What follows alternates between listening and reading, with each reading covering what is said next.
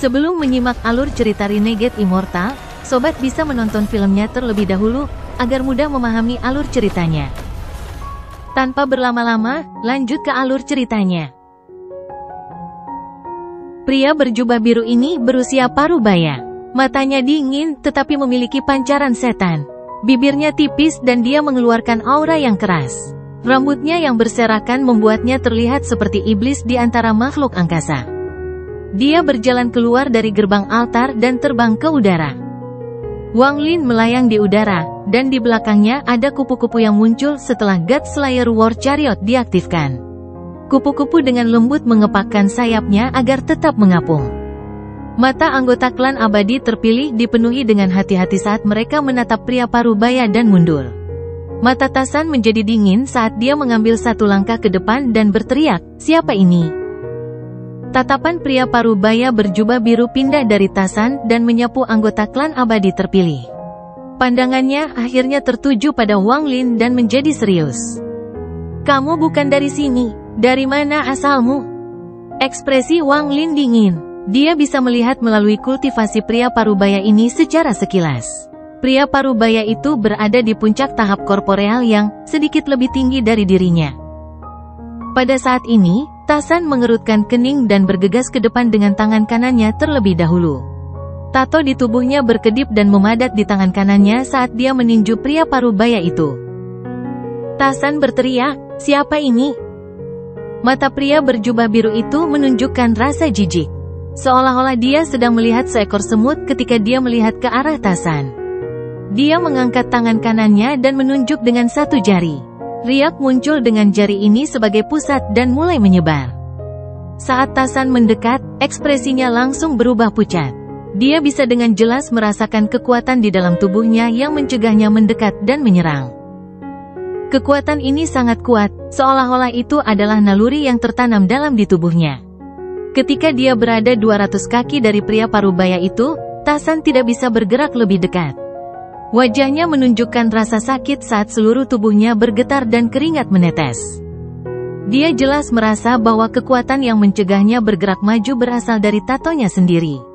Kekuatan dari tato membuatnya jadi dia tidak bisa menahannya. Seolah-olah dia telah bertemu musuh alaminya. Tidak peduli seberapa kuat dia menjadi, dia masih tidak berani menyerang pria parubaya itu. Dia memiliki perasaan yang sangat kuat saat pikirannya bergetar. Seolah-olah pihak lain hanya membutuhkan satu pikiran untuk membuatnya pingsan dengan segera. Tasan tidak pernah merasakan perasaan ini dalam hidupnya. Namun, saat perasaan ini muncul, seolah-olah selalu ada. Itu adalah sesuatu yang dicap dalam kehidupan semua anggota klan abadi terpilih. Dia tidak bisa menahan. Tubuh Tasan gemetar. Ketika tatapan pria parubaya itu tertuju padanya, dia bahkan memiliki dorongan untuk berlutut dan menyembah pria parubaya itu. Namun, karena harga dirinya sendiri, Tasan mengatupkan giginya dan menghentikan perasaan yang datang dari jiwa dan tato di tubuhnya ini. Geraman perjuangan yang hampir seperti raungan keluar dari tenggorokannya, dan matanya merah. Sambil meronta, Tasan mengangkat kakinya dan mengambil satu langkah lagi. Tubuhnya bergetar sekali lagi seolah-olah dia sedang menghadapi dunia.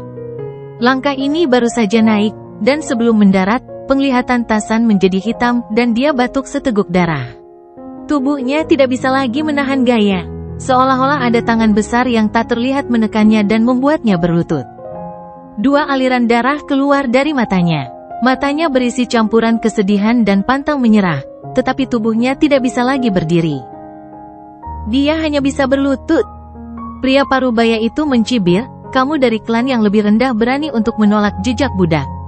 Jika bukan karena fakta bahwa aku tidak ingin membunuhmu, kamu pasti sudah mati hanya dengan pikiran dari surgawi ini. Sekarang enyahlah." Seolah-olah tubuh Tasan dipukul oleh tinju yang tak terlihat. Suara ledakan datang dari tubuhnya saat dia dibuang. Dia jatuh ke tanah lebih dari 1000 kaki jauhnya. Tasan berjuang untuk bangun.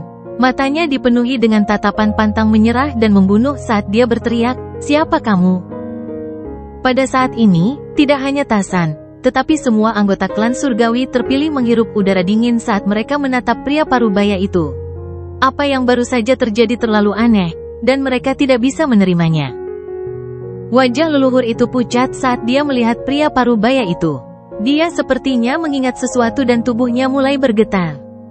Tatapan pria berjubah biru itu dingin dengan sedikit rasa bangga saat dia dengan tenang berkata, "Surgawi, kenapa kamu belum berlutut?" Nenek moyang dari klan abadi terpilih mengeluarkan senyum masam, dan pada saat ini, dia tidak meragukan kata-kata pria parubaya itu. Dia ingat bagaimana leluhur menggambarkan kegembiraan dan rasa hormat mereka ketika bertemu dengan Celestial dalam catatan. Tidak perlu menebak identitas orang ini. Begitu kamu bertemu mereka, kamu akan tahu. Ini adalah kata-kata yang ditinggalkan oleh leluhur dari klan abadi terpilih. Orang tua itu masih belum mengerti. Dia mengira kegembiraan dan rasa hormat itu dengan kesetiaan. Namun, ketika dia melihat surgawi, dia tiba-tiba mengerti. Saya tidak bisa tidak bersemangat. Aku tidak bisa menahan rasa hormat. Orang tua itu tersenyum sedih dan berlutut di tanah saat dia berbisik, yang rendah ini menyapa Upper Celestial. Dia bukan satu-satunya yang berlutut. Hati anggota klan abadi terpilih lainnya bergetar ketika pria parubaya itu menatap mereka. Ada kekuatan di dalam tubuh mereka yang membuat mereka menyerah. Bahkan jika mereka mati, bahkan jika jiwa mereka hancur, mereka masih harus menyerah. Satu persatu, anggota klan abadi terpilih berlutut dan menundukkan kepala. Sesaat kemudian, hanya ada dua orang yang tidak berlutut, Wang Lin dan Tasan. Tasan tidak berlutut karena dia sudah berlutut sekali. Kali ini, tidak peduli berapa banyak darah yang keluar dari tubuhnya atau seberapa besar kekuatan tak terlihat yang menekannya, dia berjuang untuk memaksa dirinya agar tidak berlutut. Suara ledakan datang dari dalam Tasan dan darah menyembur kemana-mana. Dia telah terluka dalam pertempurannya dengan Wang Lin, jadi sekarang tubuhnya tidak tahan lagi. Matanya redup, tetapi masih menunjukkan tatapan yang pantang menyerah. Wang Lin mengerutkan kening saat melihat apa yang terjadi. Dia bisa mendapatkan banyak informasi dari ini. Apakah itu klan abadi terpilih atau klan abadi yang terbuang? Jelas keduanya adalah budak dari surgawi. Jejak budak membuat semua generasi masa depan menjadi budak surgawi. Ini adalah jejak budak yang ditempatkan pada warisan klan, seperti keluarga Li Yuan. Jika bukan karena Li Yuan, Wang Lin tidak akan bisa melihat keseluruhan gambar. Pada saat ini, dia dengan jelas memahami segalanya. Jejak budak menyatu dengan tato anggota klan abadi terpilih. Jejak budak ini sangat sombong dan jauh lebih kuat daripada yang digunakan pada keluarga Li Yuan. Bagaimanapun, yang digunakan pada keluarga Li Yuan hanya membuat keluarganya melayani satu surgawi. Namun, jejak budak ini berbeda. Sangat mungkin itu membuat mereka berlutut ke semua langit. Ini bukan lagi manipulasi, tapi perbudakan total. Itu membuat seluruh klan menjadi sesuatu yang menjadi milik surgawi. Selain itu, karena ada anggota klan abadi terpilih di planet Suzaku, maka jelas ada lebih banyak anggota klan ini. Mata Wang Lin menjadi serius saat ide berani memasuki pikirannya. Sepertinya bertahun-tahun yang lalu, sebelum alam surgawi runtuh, ada sebuah klan. Klan ini sangat kuat, bahkan cukup kuat untuk menghadapi alam surgawi. Namun, pada akhirnya, mereka dikalahkan oleh para Celestial. Bahkan kemungkinan keempat alam surgawi bersatu untuk merapalkan mantra yang sangat kuat yang mengubah semua generasi masa depan klan ini menjadi budak bagi para surgawi. Wang Lin hanya bisa menghela nafas saat dia melihat anggota klan abadi terpilih yang gemetar dan berlutut di tanah. Tatapan pria berjubah biru itu mendarat di Tasan. Dia kemudian mengerutkan kening saat mengangkat tangan kanannya dan menunjuk ke arah Tasan. Sebuah ledakan datang dari dalam Tasan dan kemudian sejumlah besar darah keluar dari pori-porinya dan dia berlumuran darah. Berlutut dan membungkuk, suara pria berjubah biru itu dingin. Mata Tasan suram, tapi tatapannya pantang menyerah. Namun, kekuatan jejak budak bukanlah sesuatu yang bisa dia tolak. Seolah-olah gunung yang tak terhitung jumlahnya telah menghantamnya, saat lututnya hancur dan dia berlutut di tanah. Pada saat ini, lingkungan sekitar benar-benar sunyi. Suli Guo terbang jauh saat dia menyadari ada sesuatu yang salah. Dia merenungkan apakah dia akan melawan atau menyerah jika iblis itu dikalahkan. Binatang nyamuk itu berputar-putar di udara dengan tatapannya terkunci pada pria parubaya itu. Kodok guntur melihat dari kejauhan dengan tatapan dingin dan perutnya membuncit. Pria berjubah biru itu menatap Wang Lin, tapi dia tidak melakukan apa-apa. Dia secara alami melihat melalui kultivasi Wang Lin, dan kupu-kupu di sebelah Wang Lin memberinya rasa bahaya yang sangat kuat. Orang ini bukanlah seseorang dari klan rendahan ini. Bagaimana dia bisa masuk? Dari tampilan auranya, dia bukanlah makhluk surgawi. Siapa dia? Mata pria berjubah biru itu berbinar dan dia tidak memprovokasi Wang Lin. Sebaliknya, tangan kirinya menekan altar di bawahnya dan gerbang altar terbuka.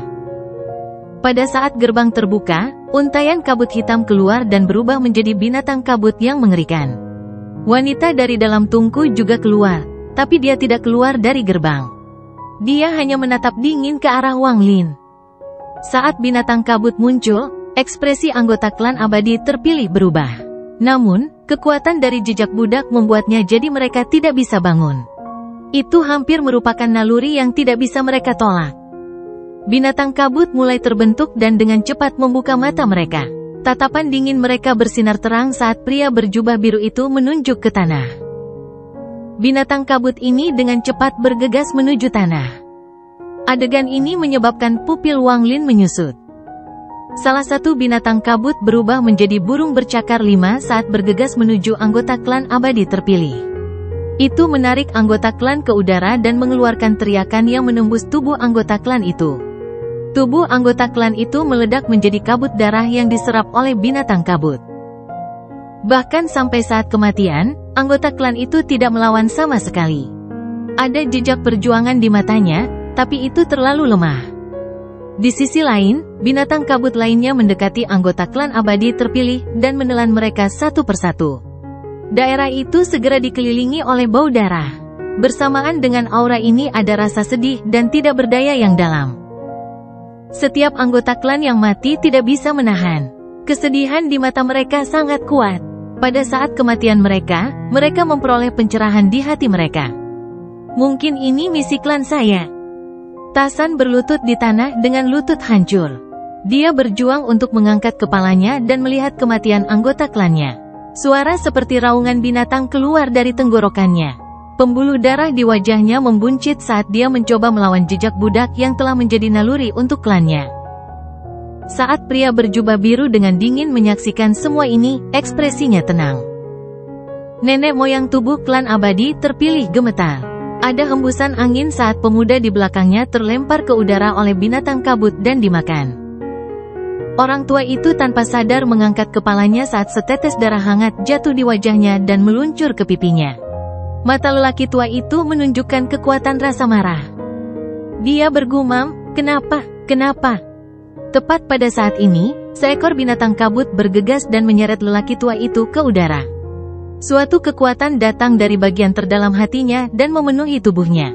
Mata orang tua itu dipenuhi dengan kesedihan saat dia melihat pria berjubah biru itu dan berteriak, "Kenapa?" Ketika lelaki tua itu berteriak, anggota klan yang belum terbunuh berjuang untuk mengangkat kepala. Tatapan mereka mengikuti lelaki tua itu dan mendarat di lelaki berjubah biru itu. Tatapan ini dipenuhi dengan kesedihan dan kemarahan yang tak ada habisnya. Misi Anda adalah memberi makan binatang kabut, dan tidak ada alasan. Aku tidak akan membiarkan kalian semua mati, karena aku ingin kalian mereproduksi generasi yang akan datang. Suara pria berjubah biru itu sangat tenang. Tepat pada saat ini, salah satu binatang kabut bergegas ke kejauhan. Sasarannya adalah anak-anak yang bersembunyi di dalam gedung. Pria berjubah biru sedikit mengernyit, tapi dia tidak menghentikan mereka. Orang tua itu mengeluarkan senyum yang menyedihkan saat binatang kabut itu menyerbunya, dan dia akan pingsan. Tepat pada saat ini, Wang Lin menghela nafas dan menunjuk ke kosongan. Binatang kabut yang hendak melahap lelaki tua itu tiba-tiba runtuh. Orang tua itu menatap binatang kabut yang mendekati bangunan. Dia bahkan bisa mendengar anak-anak berteriak panik. Mereka menyerukan cinta mereka dilakukan. Anggota klan abadi terpilih berjuang untuk bangun. Raungan yang seperti geraman keluar dari mulut mereka seperti orang gila. Meskipun lutut Tasan hancur, matanya merah saat dia berjuang untuk bangun. Bahkan jika tulangnya hancur lagi, dia masih harus berdiri. Celestial, Celestial, menurutmu, apa klan saya? Klan saya menjaga Tungku Yin misterius selama bertahun-tahun yang tak terhitung jumlahnya, tapi apa yang kami dapatkan? Itu adalah binatang kabut ini dan kematian anggota klan saya yang tak terhitung jumlahnya.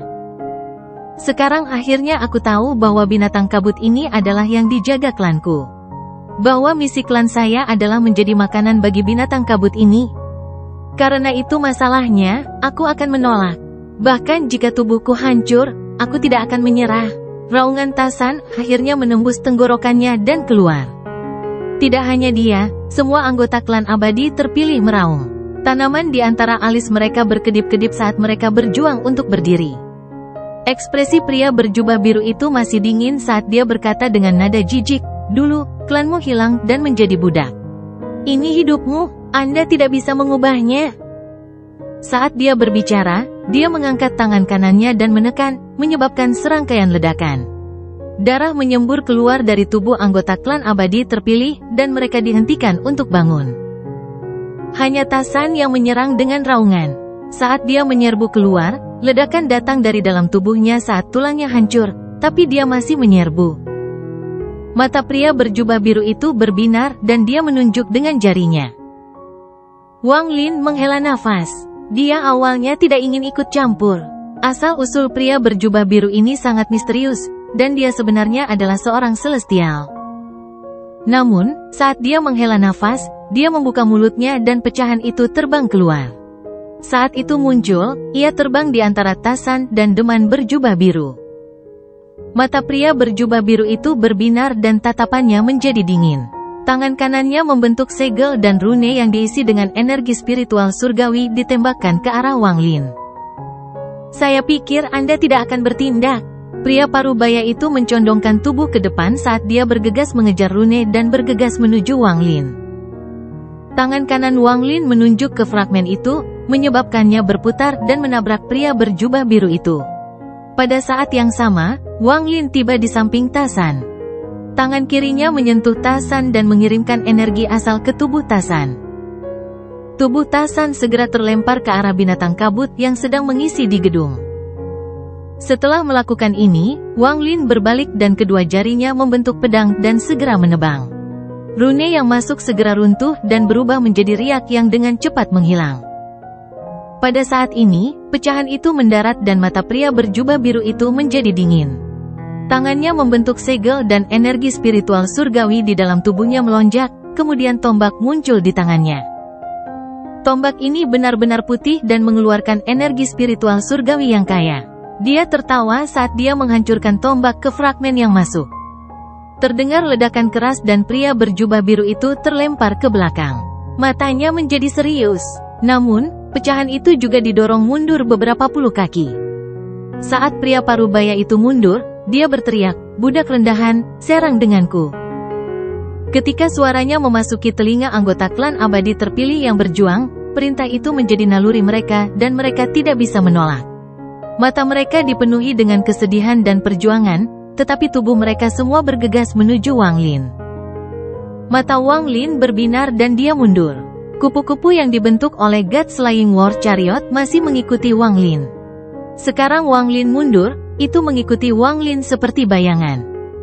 Wang Lin punya pikiran. Dia tidak jelas tentang kekuatan kereta perang God Slaying ketiga. Matanya berbinar saat tangan kanannya membentuk segel dan menekannya ke tubuh kupu-kupu. Niat membunuh muncul di mata Wang Lin dan dia menunjuk ke pria berjubah biru itu. Kupu-kupu itu tidak bergerak sama sekali dan sayapnya mengepak dengan lembut, tetapi kali ini mereka sedikit lebih cepat. Bubuk 5 warna jatuh dari sayapnya dan perlahan memenuhi area tersebut. Pria berjubah biru itu segera berhenti, dan matanya dipenuhi dengan kehati-hatian. Dia sudah lama memperhatikan kupu-kupu, dan kupu-kupu itulah yang membuatnya merasa takut. Kalau tidak, dia pasti sudah menyerang daripada menunggu sampai sekarang. Anggota klan abadi terpilih semuanya terbang ke udara tanpa kendali mereka dan terbang menuju Wang Lin. Perjuangan di mata mereka menjadi lebih kuat, tetapi mereka tidak bisa menahan kekuatan jejak budak. Mata Wang Lin bersinar terang saat dia menatap kupu-kupu itu. Dia ingin tahu kekuatan apa yang dimiliki oleh God Slaying War Chariot ketiga ini. Kupu-kupu itu meninggalkan sisi Wang Lin dan terbang ke depan. Sayapnya tiba-tiba berhenti sejenak, tetapi kemudian dengan lembut mengepak lagi. Flap ini tidak menimbulkan gangguan, tetapi wajah pria berjubah biru yang waspada di kejauhan tiba-tiba berubah pucat. Tidak ada angin di sekelilingnya, tetapi rambutnya terurai ke belakang seolah-olah ada angin sepoi-sepoi. Sebuah ledakan keluar dari tubuhnya, menyebabkan dia tersentak ke belakang dan batuk seteguk darah. Kabut darah mengembun menjadi kupu-kupu, dan saat itu muncul, ia mengepakkan sayapnya. Ledakan lain datang dari dada pria berjubah biru itu dan darah menyembur keluar. Darah berubah menjadi kupu-kupu lain dan mengepakkan sayapnya. Saat poni bergema, pria berjubah biru itu terus-menerus dipukul mundur. Setiap ini terjadi, sejumlah besar darah akan menyembur keluar dan berubah menjadi kupu-kupu. Setiap kepakan sayap kupu-kupu menyebabkan kerusakan yang tak terbayangkan. Matanya dipenuhi kengerian dan bahkan ada jejak ketakutan di dalamnya. Dia tidak bisa menahan sama sekali. Seolah-olah semua yang ada di dalam tubuhnya bukan miliknya dan disegel oleh kekuatan misterius. Kupu-kupu muncul kembali sekali lagi dan pria berjubah biru itu terlempar kembali. Ini berlanjut sampai dia lebih dari 10.000 kaki jauhnya. Ketakutan di matanya telah mencapai batasnya. Saat dia berjuang, pria berjubah biru itu mendesis, guntur, meledak. Suara gemuruh datang dari tubuhnya dan tangan kanannya jatuh, melepaskan kekuatan penghancur. Meminjam ledakan ini, dia dapat memulihkan kendali sementara ke tubuhnya, tetapi wajahnya benar-benar pucat. Dia ketakutan, dan ketakutan ini hampir memenuhi seluruh tubuhnya. Mantra apa ini? Harta karun apa ini? Dia belum pernah melihat harta karun yang begitu aneh dalam hidupnya. Hanya kepakan sayap kupu-kupu hampir membuatnya roboh. Pada saat ini, dia menyerbu menuju altar untuk melarikan diri. Mata Wang Lin menyipit dan dia menghirup udara dingin. Dia memiliki hubungan misterius dengan God Slaying War Chariot, dan dia merasa kereta ini belum menggunakan serangan terkuatnya. Tepat pada saat ini, kupu-kupu 5 warna di sebelah Wang Lin dengan lembut mengepakkan sayap kirinya. Pria parubaya yang dengan cepat melarikan diri baru saja memasuki pintu altar. Pada saat ini, tubuhnya gemetar dan matanya dipenuhi ketidakpercayaan. Tubuhnya mulai menghilang mulai dari kakinya, dan dalam sekejap, seluruh tubuhnya telah menghilang. Pria berjubah biru itu meninggal. Di suatu tempat di Netherbeast, ada kehampaan hitam yang tak berujung, dan seseorang sedang duduk di kehampaan hitam dan mengeluarkan kabut hitam. Yang aneh adalah ada energi spiritual surgawi di dalam kabut hitam itu. Pada saat ini, dia tiba-tiba membuka matanya dan menatap lurus ke depan. Matanya dipenuhi dengan keterkejutan. Untuk bisa menghancurkan avatarku dengan mudah. Harta karun apa itu? Saat pria berjubah biru itu meninggal, gerbang altar ditutup. Meskipun ekspresi Wang Lin tenang, hatinya terguncang saat dia melihat kupu-kupu 5 warna yang mengepak di sebelahnya. Setelah merenung sejenak, Wang Lin mengangkat tangan kanannya untuk membentuk segel dan dengan hati-hati menekannya ke arah kupu-kupu. Sayap kupu-kupu berhenti dan kemudian berubah menjadi titik cahaya 5 warna yang perlahan menyebar. Setelah beberapa saat, itu berubah kembali menjadi God Slaying War Chariot. Hati Wang Lin rileks dan keringat keluar dari dahinya. Perasaan keringat dingin sangat jarang terjadi padanya. Namun, pemandangan puncak tubuh dan jiwa kultivator korporeal yang benar-benar runtuh hanya dari kepakan sayap kupu-kupu sangat mengejutkannya. Mata Wang Lin bersinar terang saat dia melihat sekeliling. Anggota klan abadi terpilih kembali normal setelah pria parubaya itu meninggal. Mata mereka dipenuhi dengan kesedihan dan mereka diam-diam merenung di tanah. Di kejauhan, Tasan kembali dengan luka-luka. Dia memegang panci besar di tangannya. Dia telah berhasil menangkap binatang kabut yang mengejar anak-anak. Namun, dia sangat terluka, jadi setelah dia kembali, dia mengalami koma. Waktu berlalu dan 10 hari berlalu. Selama 10 hari ini, Wang Lin tinggal bersama klan abadi terpilih. Nenek moyang telah menyiapkan tempat yang tenang baginya untuk tinggal. Selama 10 hari ini, Wang Lin tidak membuang waktu. Setelah percakapan mendetail dengan lelaki tua itu, Wang Lin merasa bahwa tebakan sebelumnya 80% akurat. Namun, masalah ini tidak ada hubungannya dengan dia. Fokus Wang Lin adalah bagaimana meninggalkan tempat ini. Wang Lin sudah sampai ke ujung langit.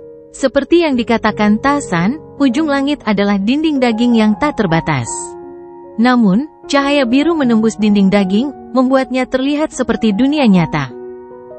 Selain dari langit, Wang Lin telah mencari di seluruh benua, tetapi dia masih belum menemukan jalan keluar. Pada titik ini, Wang Lin yakin bahwa formasi di dalam tungku yin misterius di altar adalah jalan keluarnya. Mengabaikan semangat tungku yin misterius, ada juga pria berjubah biru itu. Semua ini membuat seluruh tempat ini sangat aneh. Pria berjubah biru itu mengklaim dirinya adalah seorang celestial dan kekuatan yang dia gunakan mirip dengan energi spiritual surgawi, tetapi itu juga mengandung aura energi asal. Itu sangat mirip dengan dewa surgawi King Sui di alam surgawi petir. Menambah reaksi dari anggota klan abadi terpilih, sangat mungkin pria berjubah biru itu benar-benar surgawi. Saat Wang Lin merenung, dia keluar dari kamarnya dan menghilang. Dia muncul kembali di dataran di sisi timur benua. Wang Lin melangkah maju di atas rerumputan, dan sesaat kemudian, dia tiba di area terbuka selebar sekitar 1000 kaki. Rerumputan di sini telah dibersihkan dan diganti dengan jurang. Selokan ini berpotongan dan membentuk bayangan yang kompleks, seolah-olah itu adalah formasi. Wang Lin bahkan tidak melihat celah di tanah sebelum melangkah masuk. Dia duduk di tengah formasi. Sejak Wang Lin melepaskan kodok petir dan binatang nyamuk, dia tidak mengambilnya kembali dan membiarkan mereka bergerak bebas. Adapun Su Li Guo, Wang Lin terlalu malas untuk peduli. Ini adalah tempat yang ditemukan Wang Lin untuk berkultivasi. Setelah menghilangkan rumput, dia menempatkan formasi pembatasan di sini. Dengan binatang nyamuk dan kodok petir menjaga, ada tingkat keamanan tertentu. Saat dia duduk di sana, tangan Wang Lin membentuk segel dan menekan formasi. Ada kilatan cahaya lalu semuanya lenyap dan diganti dengan padang rumput. Setelah mengaktifkan formasi, matanya bersinar. Selama perjalanannya ke Thunder Celestial Realm, dia berhasil mendapatkan banyak di antara semua bahaya yang dia hadapi. Namun, dia tidak punya waktu untuk menyempurnakannya sejak dia pergi. Awalnya, dia berencana untuk pergi ke planet Qingling setelah meninggalkan alam surgawi petir untuk memurnikan harta, tetapi dia tidak berharap untuk dikirim ke sini. Sementara Wang Lin merenung, dia menyentuh tas pegangannya dan sebuah baju pelindung kulit muncul. Kulit yang digunakan untuk membuat baju besi ini sangat kasar dan ada beberapa tanda di atasnya. Sambil memegang pelindung kulit, tangan kiri Wang Lin dengan lembut menyentuhnya. Armor kulit dewa kuno. Wang Lin diam-diam menatapnya sejenak sebelum dia melemparkannya ke udara. Kemudian dia memuntahkan seteguk energi asal esensi. Api putih tiba-tiba muncul dan mengelilingi armor. Armor kulit tidak menunjukkan perubahan di dalam nyala api. Namun, Wang Lin tidak hanya tidak berhenti, dia meludahkan lebih banyak energi asal esensi. Pemilik sebelumnya kemungkinan besar adalah Master Karefri. Meski sudah mati, budidayanya sangat kuat. Bahkan sekarang, masih ada jejak rasa divine yang rusak, namun independen pada armor itu. Jika 10.000 tahun lagi telah berlalu, saya khawatir rasa divine yang rusak pada armor kulit akan terbangun dengan sendirinya. Itu akan menghasilkan kesadarannya sendiri dan menjadi roh baru dari armor kulit dewa kuno. Pada kultivasi Wang Lin, dia dapat melihat inti dari beberapa hal. Meskipun tidak semua roh harta karun terbentuk seperti ini, begitulah sebagian besar roh terbentuk.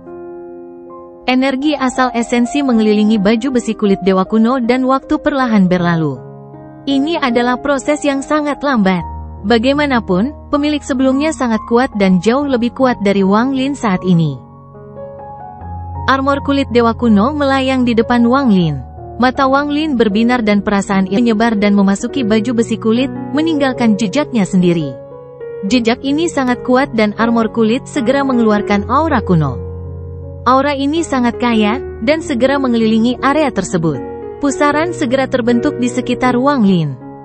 Wang Lin berada di tengah pusaran, dan dia tidak bergerak sama sekali. Saat dia meninggalkan jejaknya di armor kulit, aura familiar mengelilinginya. Aura familiar ini berasal dari armor kulit. Itu sangat akrab dan baik, seperti seorang anak yang telah mengembara selama bertahun-tahun yang tiba-tiba bertemu dengan kerabatnya. Ini adalah perasaan yang dirasakan Wang Lin, tetapi itu juga perasaan yang dimiliki armor kulit dewa kuno. Ini adalah perasaan yang saling menguntungkan. Armor kulit dewa kuno tidak perlu dipanggil oleh Wang Lin, itu terbang menuju Wang Lin dan memasuki dadanya. Wang Lin tidak menolaknya, dan dia merasakan perasaan yang familiar saat armor kulit memasuki tubuhnya. Armor kulit dewa kuno benar-benar memasuki tubuh Wang Lin. Kemudian baju besi kulit membungkus dirinya di sekitar jiwa asalnya. Mata Wang Lin bersinar cerah saat dia menarik napas dalam-dalam dan menunjuk di antara alisnya. Ada kilatan cahaya dan jiwa asalnya terbang keluar. Armor kulit dewa kuno hampir tidak mungkin dilihat dalam bentuk naga kunonya, tetapi Wang Lin dapat dengan jelas merasakan bahwa pertahanan jiwa asalnya telah mencapai tingkat yang menakutkan. Sayang sekali saya tidak bisa menguji dengan tepat seberapa kuat daya tahannya, tapi tidak bisa lemah. Jiwa asal Wang Lin kembali ke tubuhnya. Setelah menyempurnakan pelindung kulit, Wang Lin tidak berhenti. Jika saya ditanyai apa panen terbesar yang saya miliki di alam surgawi petir, ini akan terjadi. Pavilion koleksi. Wang Lin menjilat bibirnya. Dia takut mengeluarkan ini setelah mendapatkannya, karena itu terlalu berharga. Berapa banyak mantra surgawi yang ada di dalam? Mata Wang Lin dipenuhi dengan kegembiraan, tapi itu secara paksa ditekan olehnya beberapa saat kemudian. Dengan tingkat kultivasi saya saat ini, saya hanya bisa memasuki lantai 4. Bahkan jika saya harus menggunakan wanita berbaju putih untuk memasuki lantai 9, saya tidak dapat menembus batasan di dalam untuk mendapatkan mantra surgawi. Selain itu, objek ini terlalu berharga dan mungkin memiliki batasan berapa kali saya dapat masuk. Tempat ini tidak sepenuhnya aman, jadi saya tidak bisa sembarangan mempelajarinya di sini. Wang Lin menekan keinginan di dalam hatinya sebelum menarik napas dalam-dalam dan memasukkannya ke dalam tasnya. Namun, setelah ragu-ragu sejenak, dia mengeluarkannya lagi. Dia menggunakan segel yang dia pelajari saat itu untuk membuat pavilion menyusut hingga hanya seukuran kuku jari. Kemudian dia mengeluarkan tas cadangan dan meletakkan pavilion di dalamnya. Kemudian dia membuka bajunya dan memasukkan tas ke tubuhnya. Lukanya dengan cepat sembuh di bawah energi asalnya. Dengan cara ini, tidak akan ada yang tahu di mana collection pavilion berada. Wang Lin menyentuh dadanya dan mengungkapkan senyuman. Masih ada beberapa kantong penahan di tubuhnya yang diisi dengan giok langit. Jumlah giok surgawi terlalu besar, dan semuanya diperoleh di alam surgawi guntur. Setelah hampir 2 bulan, Wang Lin mengatur panennya dari perjalanan ini ke alam surgawi petir. Waktunya pergi, Wang Lin berdiri dan terbang ke udara. Binatang nyamuk itu menjerit riang saat membawa Wang Lin menuju gedung. Kodok petir di tanah memutar matanya dan melompat sangat jauh dengan keras. Itu mengikuti binatang nyamuk di tanah. Ketika mereka mendekati ruang tamu klan abadi terpilih, mata Wang Lin menyipit. Dia melihat mereka semua berkumpul di alun-alun besar, termasuk wanita dan anak-anak. Di tengah alun-alun adalah platform kayu selebar 30 kaki. Ada seseorang yang berbaring di atasnya, dan itu adalah Tasan. Ekspresi Tasan kelabu pucat dan matanya redup seolah dia bisa mati kapan saja. Aura kematian telah mengelilingi tubuhnya, jelas dia sudah dekat dengan saat kematiannya. Setelah melihat ini, Wang Lin diam-diam merenung. 2 bulan lalu, Wang Lin sudah melihat bahwa Tasan seperti lampu tanpa bahan bakar. Jejak budak di dalam Tasan sangat kuat. Itu tercetak ke dalam garis keturunannya dan itu tidak akan memungkinkannya untuk menolak. Tasan bisa dibilang orang pertama yang melawan, namun konsekuensinya adalah semua tato di tubuhnya telah kembali mencambuknya. Tidak mungkin untuk terus hidup seperti ini. Dia telah bertahan selama 2 bulan, tetapi hari ini dia telah mencapai akhir hidupnya dan tidak dapat bertahan lebih lama lagi. Selain Tasan, leluhur dari klan abadi terpilih dipenuhi dengan kesedihan. 2 aliran air mata mengalir di pipinya. Orang tua itu dengan lembut berkata, "Cucu." Dia sudah lama tidak menyebut Tasan dengan ini. Lingkungan sekitar benar-benar sunyi, tetapi ada rasa kesedihan yang kuat yang mengelilingi daerah itu. Semua orang diam-diam menatap Tasan dan mengungkapkan kesedihan di wajah mereka. "Tasan!" Bisikan secara bertahap datang dari anggota klan abadi terpilih. Suara ini menyatu dan mewakili suara dari seluruh klan abadi terpilih. Dalam hati mereka, Tasan adalah pahlawan dari klan abadi terpilih. Ketika tidak ada yang bisa melawan jejak budak, hanya Tasan yang tidak pernah menyerah. Dia menunjukkan kepada mereka semua bahwa jejak budak bukan tidak mungkin untuk ditolak. Meskipun, harga untuk melawan adalah nyawanya. Kesadaran Tasan sedang kesurupan. Matanya redup saat dia melihat ke langit. Dia samar-samar merasa seperti dia telah kembali ke masa kecilnya saat dia mendengarkan anggota klan berbicara.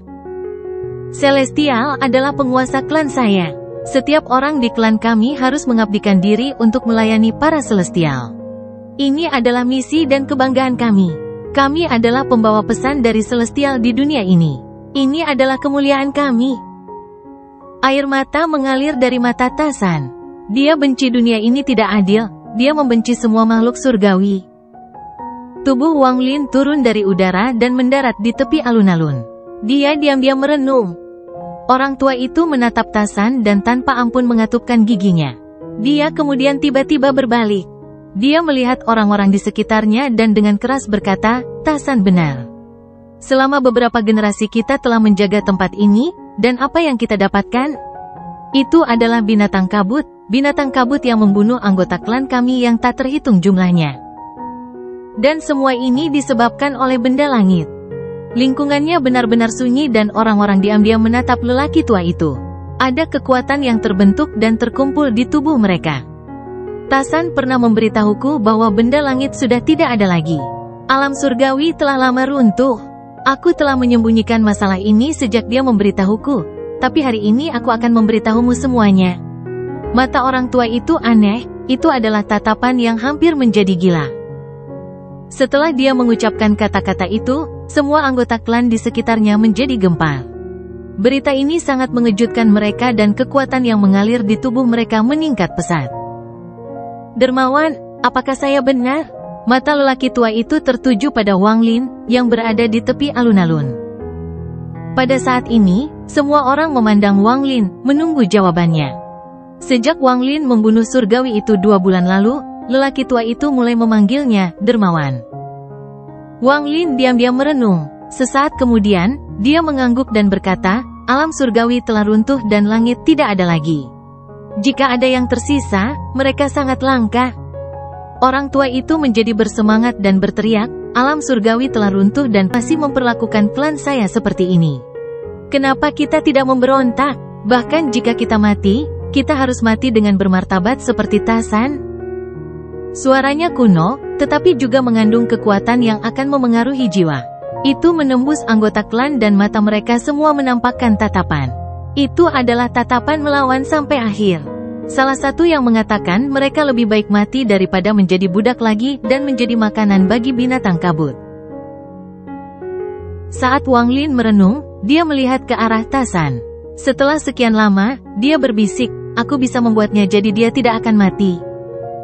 Meskipun suaranya lembut, ketika mendarat di telinga anggota klan abadi terpilih di sekitarnya, terutama lelaki tua itu, tubuh mereka bergetar. Mata pria tua itu dipenuhi dengan kegembiraan dan dia berjalan menuju Wang Lin. Dia berlutut 10 kaki di depan Wang Lin.